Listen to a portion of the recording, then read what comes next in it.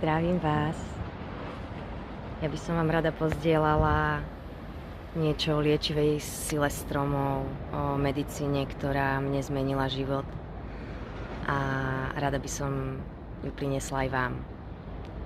A jedná sa o gemoterapiu, čo je terapia púčikmi stromov alebo rastlín všeobecne.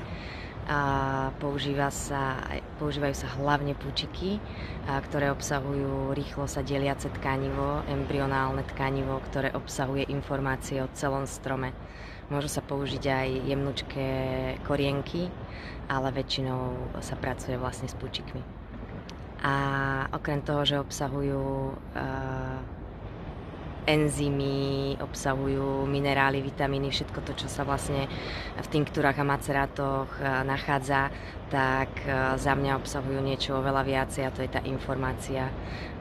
Volá sa to aj informačná medicína, medicína 3. tisícročia. A naozaj je to niečo, čo ja som do tejto doby ešte nepoznala cez žiadnu inú medicínu. A teda vyštudovala som veterinárne lekárstvo a venujem sa rôznym typom liečenia celý život. Hlavne tým alternatívnym, prírodným, od aromaterapie, fitoterapie na rôzne spôsoby, zvukoterapie. Ahojte, rada by som vám predstavila aspoň zo pár stromov a ich účinky v gemoterapii.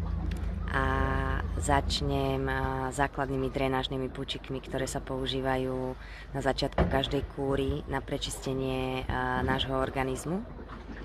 Pomáhajú nám detoxikovať telo od všetkých odpadných látok, čistia močový systém, krv, slezinu, pečeň, pomáhajú aj s lymfou a potom už špecificky každý má svoje účinky. Patria medzi ne dub, búk, breza a borievka. A poviem pár slov ku každému. Dub je strom, ktorý nám poskytuje silu, prináša silu, múdrosť, stabilitu. Pôsobí na fyzickej úrovni, pôsobí na systém nadladvinky a pohlavné hormóny, čiže všetky pomáhajú aj pri alergiách a oslabenej imunite, rovnako teda aj dub. Je špecificky zameraný na tie pohlavné hormóny, hlavne u mužov, ale aj u žien, čiže aj pri nejakých vaginálnych výtokoch, pri impotencii, zvyšuje libido,